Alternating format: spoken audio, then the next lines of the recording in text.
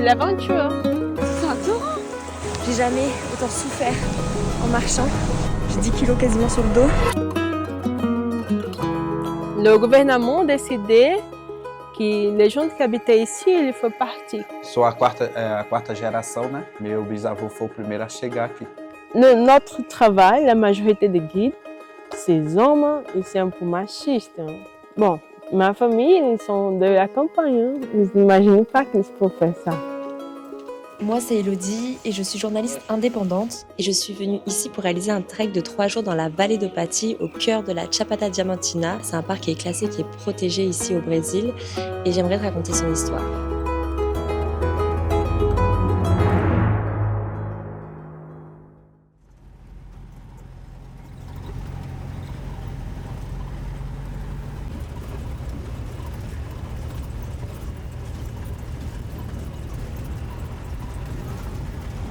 Après 1 heure de route, on arrive au village de Guinée, point de départ du trek.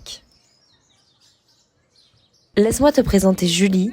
C'est notre guide brésilienne pour ces prochains jours et elle a un rôle central pour les femmes de la région, mais on y reviendra un peu plus tard dans la vidéo.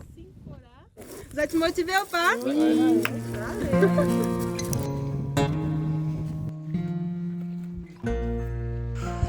Ok, donc là on attaque 200 mètres de dénivelé en 40 minutes. Let's go.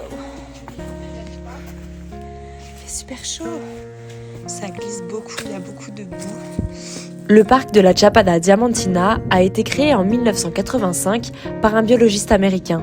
Quand il a vu ces vallées luxuriantes, il a décidé de protéger ce lieu. Là, je marche sur du sable, alors que je suis à plus de 1000 mètres d'altitude.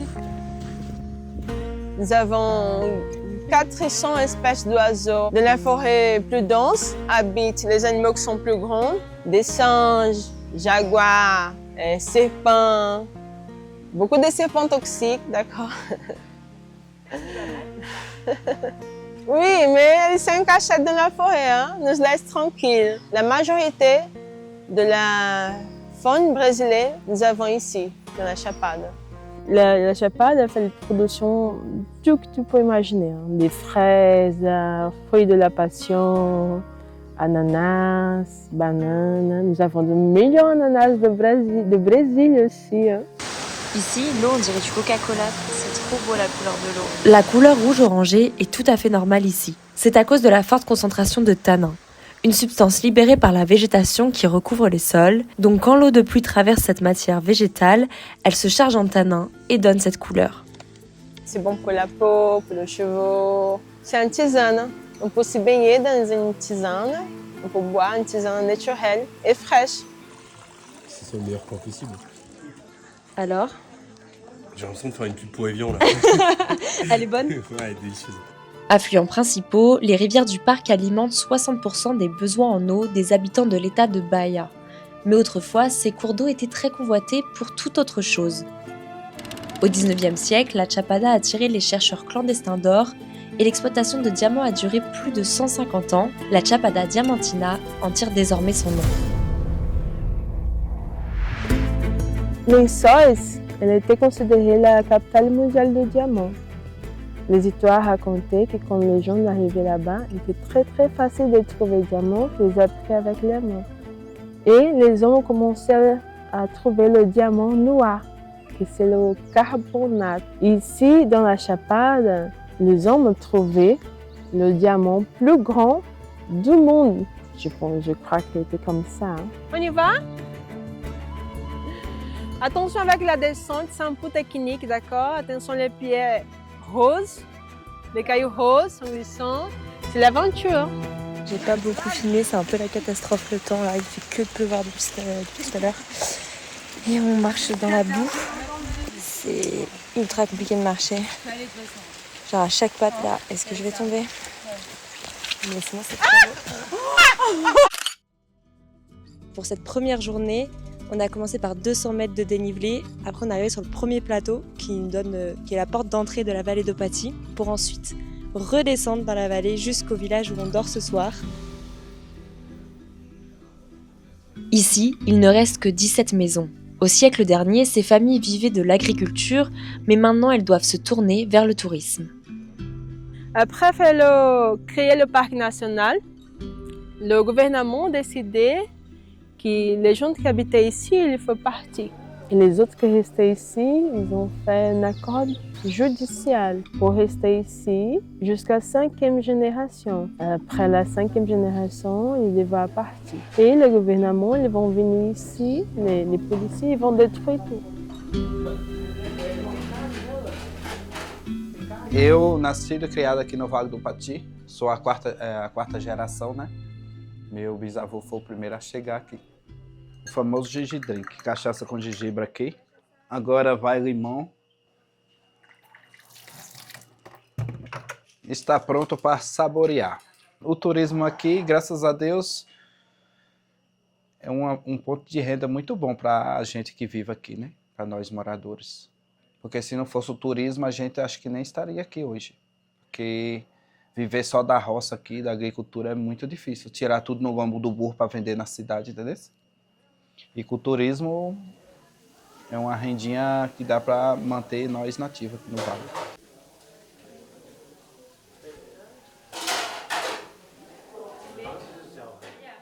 En fait, je crois qu'on va de l'autre côté demain. Donc demain, c'est grosse journée et peut-être sous la pluie encore une fois.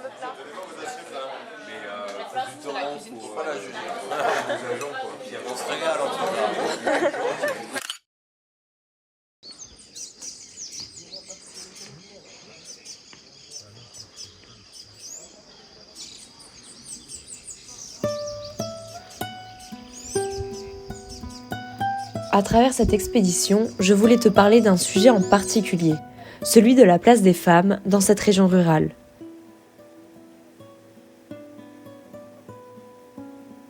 Un jour, j'ai eu un rêve et je peux commencer à faire guide.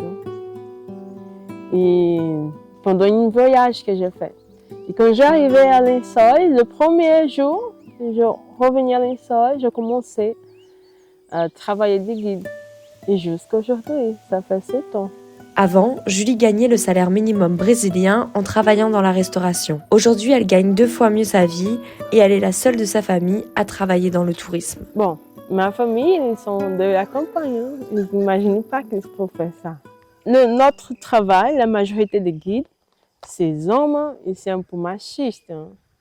Quand on commençait à travailler des guides ici, moi par exemple, oh, les guides hommes, ils venaient comme ça. C'est qui toi? Qu'est-ce que tu fais ici? Va. Il y a 3 ans, elle a créé son association de femmes guides de montagne dans la Chapada Diamantina. C'est la toute première du pays. L'attention de l'association, c'est que l'autre femme, principalement native, qui pour savoir, c'est un peu difficile. Hein? La création d'associations pour les guides natifs sont plusieurs des femmes qui sont dépendantes d'un homme machiste, tu sais, que apanha, tu sais. E a intenção da associação é justamente isso. Tipo, você pode guiar, você pode trabalhar de outra forma, onde você vai ganhar melhor e você vai poder criar seus filhos. O índice de mulheres que apanham em Lençóis é alto, na Chapada é alto. Porque a maioria dos homens são descendentes de garimpeiros, mas eles bebem muito, são agressivos. Isso é real aqui. Enfim, né? E tem que tomar a responsabilidade de um homem, de criar seus filhos, de deixar seus filhos sozinhos em casa, abandonados.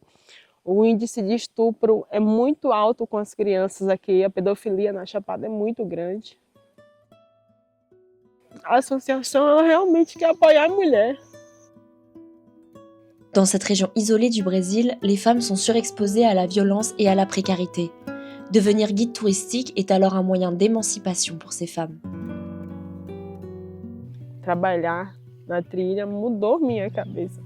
Então, não é um trabalho fácil, porque a cabeça das pessoas e ainda das mulheres são fechadas. Mas foi muito importante convidar mulheres nativas para fazer parte, mesmo que não trabalhassem ainda como guia, para que elas se sintam seguras, né? Se sintam confiantes. Mas a maioria ainda não acreditam que podem. E isso é o que a gente quer mudar, porque elas podem.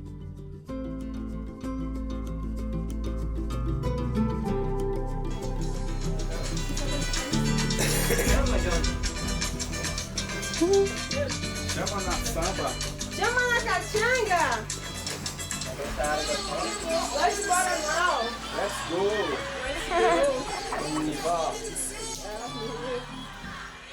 Pronto!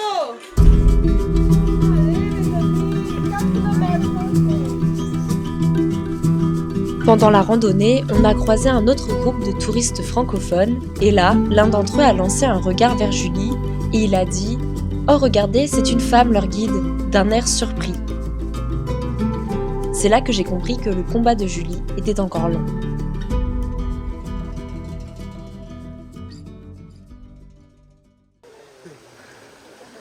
Nos 3 guides portaient chacun 15 kilos sur leur dos pendant ces 3 jours de trek.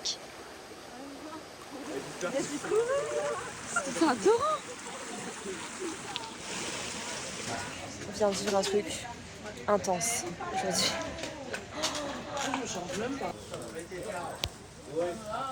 Ça va Julie? Ça va? Beaucoup de rebondissements, je suis tombée, je me suis relevée, je suis enfin arrivée. Donc je suis fière de moi. On est là avec la petite brume, ça fait un côté mystique.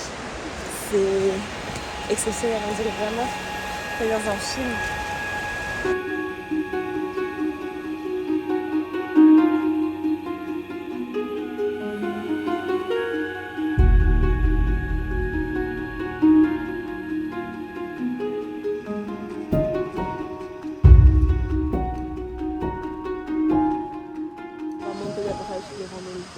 Demain on monte là-haut? Oui. La grande montée! Aujourd'hui c'est le dernier jour du trek. On va remonter sur le premier plateau où on était allé au début de ce voyage de 3 jours. Et aujourd'hui ça va être la plus grosse journée niveau distance dénivelé. On va faire entre 18 et 25 km en fonction du temps. S'il pleut, on va faire 25 km. Aujourd'hui, c'est aussi la journée où on va dire au revoir à Julie, à notre guide, parce qu'elle enchaîne avec un autre groupe, donc elle va nous lâcher là ce matin. On reste avec 2 autres guides. Et elle s'est beaucoup livrée, beaucoup confiée face à la caméra, donc moi, ça m'a beaucoup touché nos échanges. Et j'espère que je vais retranscrire ça au mieux en tout cas.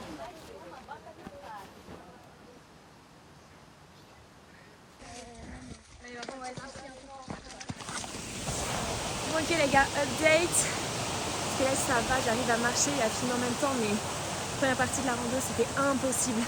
J'ai jamais autant souffert en marchant. J'ai 10 kilos quasiment sur le dos. Et on a fait 400 mètres de dénivelé en 3 km à peine. Donc avec l'humidité et la chaleur, je vous laisse imaginer la difficulté du chemin. Esse é o cachorro, se chama Pati. Voilà, le chemin est devenu rivière. La rivière était chemin, je sais pas. Seigneur des Anneaux. Mais... Elodie, comment ça va? Après ce trek intense, je me suis rendue à la fameuse ville de Lençóis qui autrefois attirait les Occidentaux pour ses diamants. J'y suis restée quelques jours pour m'imprégner de son ambiance et ses rues colorées.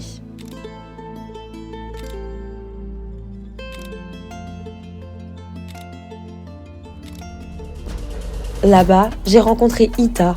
Après avoir quitté son travail dans une maison d'hôte, elle a rejoint l'association de Julie l'année dernière pour devenir guide de montagne. Dos motivos foi a paixão pela natureza, pelas trilhas, pelos encantos que tem a Chapada.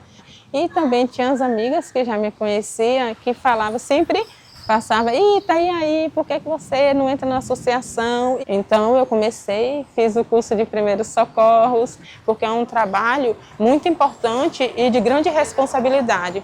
O importante também de ter associação que a gente pode tirar nossas dúvidas. Então é bom a gente estar juntas, trocando ideias, tirando as dúvidas, se fortalecendo, rindo bastante, que a gente ri, conta nossas histórias. E é muito gostoso, a parceria entre nós é maravilhoso.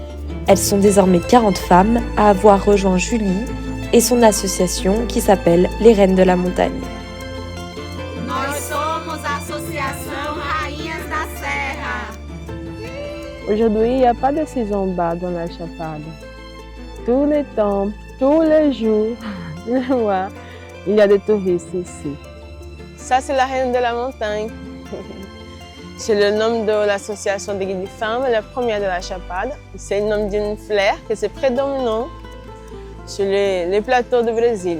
Aujourd'hui, ça marche mieux pour les femmes qui ont 7 ans derrière. Ça commence à évoluer. Et chaque année, il y a plus de guides femmes qui ça commence à venir. La majorité sont les femmes qui viennent dans notre état de Brésil. J'espère que les prochaines années, on peut voir plus de femmes natives. Motivée. Aime bien l'aventure? Oui. Ciao.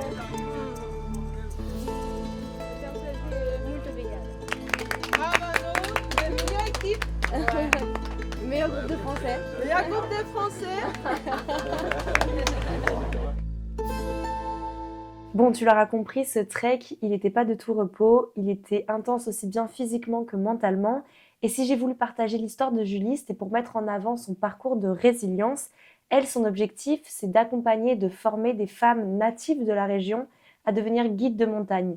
Donc elle les accompagne dans des formations de premiers secours, elle les embarque également lors de randonnées pour qu'elles leur apprennent le métier sur le terrain. Et elle souhaite que ces femmes sortent de leurs conditions précaires, de leur foyer où elles subissent souvent des violences. Il faut savoir qu'au Brésil, en 2025, 1586 féminicides ont été recensés. C'est un nombre record. Donc dans la Chapada, ces violences elles sont exacerbées du fait de l'isolement et de la précarité de cette région. J'espère avoir retranscrit au mieux l'histoire de Julie et vous avoir fait découvrir une région du Brésil qu'on connaît peu quand on parle de ce grand pays.